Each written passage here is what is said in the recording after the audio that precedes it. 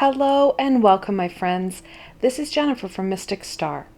I want to thank you guys so much for joining me today and watching this video. And of course, we have another unboxing. It really has felt like Christmas. I've had like 3 decks in the last 2 or 3 weeks. It's a pleasant surprise in the mail. It really helps to raise my vibration. I get pretty excited about unboxing these and getting my hands on some decks I've been waiting for quite some time. So, without further ado, let's see what the mail person has brought for me today. Ooh. All right. Oh, how cute. I like this packaging. Some people put it all in bubble wrap and then things start to bend and twist. But I kind of like this little contraption. It was easy to open. So presentation-wise, I like it. The nice green, especially given the time of year it's coming out. It's a pleasant little happiness, right? And then the pretty sticker. And presentation does matter, guys. Like, I've gotten some decks that look like they've been thrown together in a box and then come all warped. And it makes me feel sad. Okay, in all this green tissue. I'm not going to try and say her last name, but Natasha. We've got her business card. A beautiful kind of Celtic sticker. Such a pretty barn owl. It's a little thank you for getting the card. Let's see, it says, yeah. So this is a beautiful little card. I enjoy the fact that it has such a personal connection. There's a little thank you for bringing her project to life. Of course, this is a Kickstarter program, whether it was through Indiegogo or Kickstarter, I don't remember. However, you know, it's just a nice little touch, right? People put their hard-earned money towards a project and help bring their project to life. These little added touches, they go a long way in encouraging people to support that individual in the future. Of course, if you've supported an individual with one campaign, you get a little friendly reminder through email that they're doing another. So connecting in with this oracle deck, because it is an oracle deck. So I already have a good association with this oracle deck without even looking at it, because she's added so many personal touches. And this is the oracle deck. So pretty. It's hard to tell. If there was philo-vision, you would be happy like I am. This feels lovely. And it's got a beautiful little bit of a shine to it. It's the Compendium of Witches Oracle. And then on the back has her website and such. And of course, like always, I will have links to getting this deck in the description box. So pretty. I enjoy these boxes over the flip boxes. They do hold up over time a lot better than what the flip box does. Flip boxes have a tendency to degrade, and then we have the things getting eared, and you can have your cards getting damaged.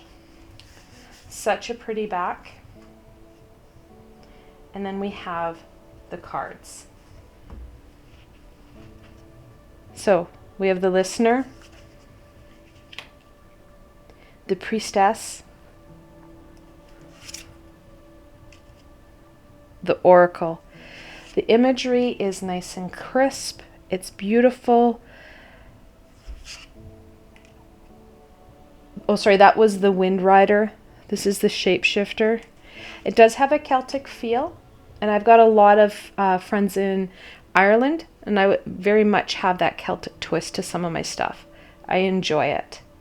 The Scholar, the Stargazer, the Veil Walker, the Guardian, Wayfarer, the Mystic, the Artist. I like how she has a pendulum there. the seer, the alchemist, the memory, the shaman. Such beautiful imagery. The reconciler, the storyteller. Such a beautiful card. The healer, the laborer, explorer. I like that. The hermit, the soothsayer, the weaver. I do like how she's gotten other kind of witchy themes to this. It's not all Celtic. You have some of the other like Caribbean type flair to this aspect. Like we had, what was it? The healer. It was more Aboriginal. I like how that's not just one Celtic version. So the weaver,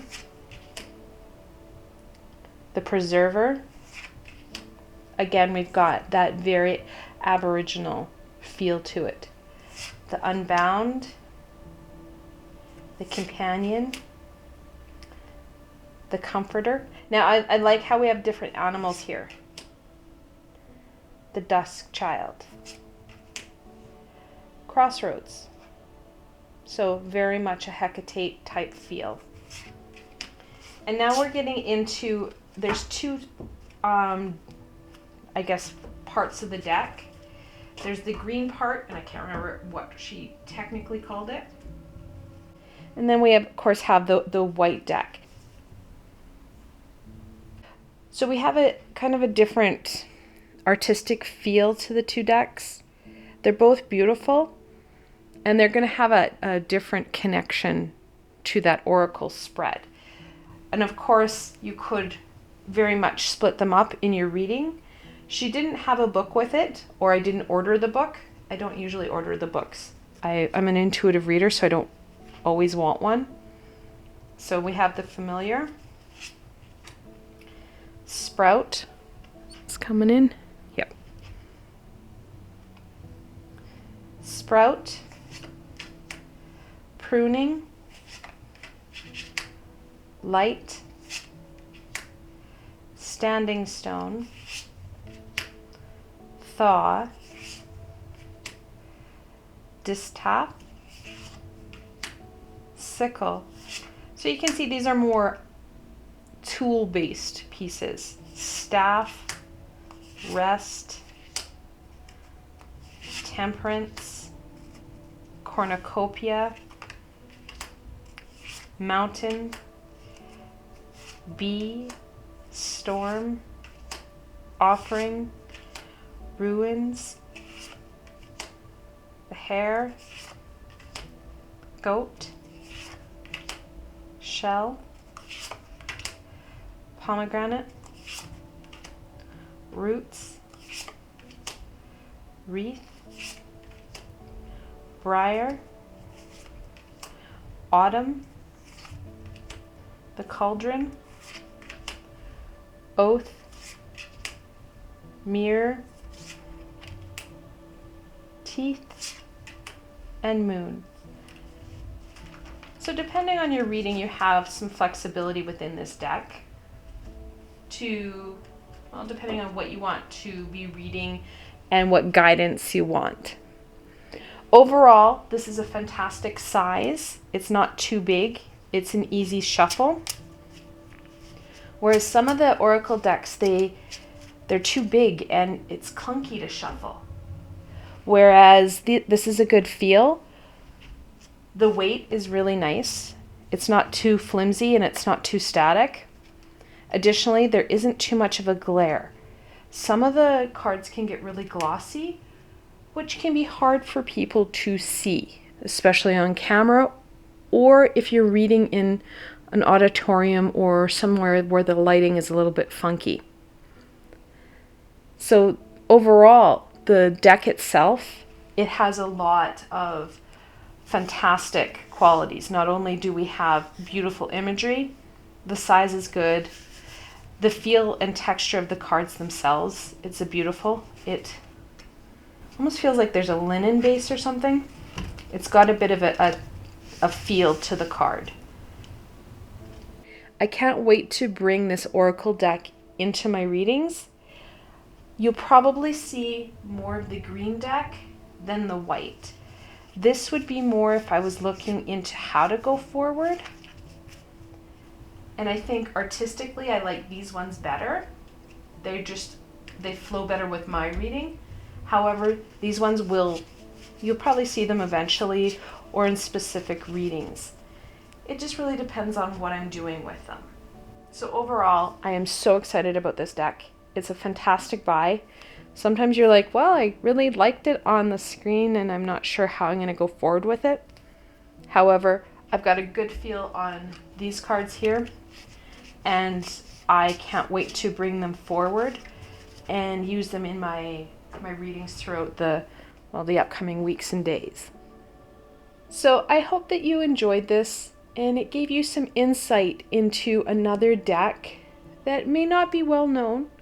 However, I think that more and more people are going to connect in with it.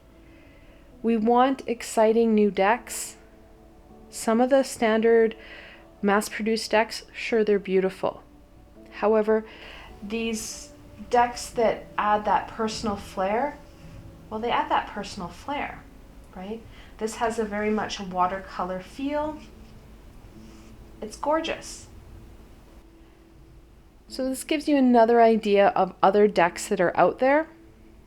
And I hope it inspires you to connect into Indiegogo or to Kickstarter to support some amazing upcoming new decks, both in the Oracle and Tarot worlds. I can't wait to have more of my decks come in. COVID did slow down the production of many of the decks that I had supported. However, with the summer and that reprieve, we were able to see some production come forward. So I'm expecting a couple more decks in the next month or two. So don't be surprised if you don't get another very excited unboxing video. I love them. I love sharing this experience of my first interpretations and feel of the decks and sharing it with you, because you guys are the ones who will see these decks as well. I'll be using them to support you. And I can't wait to see how this deck supports you in the future.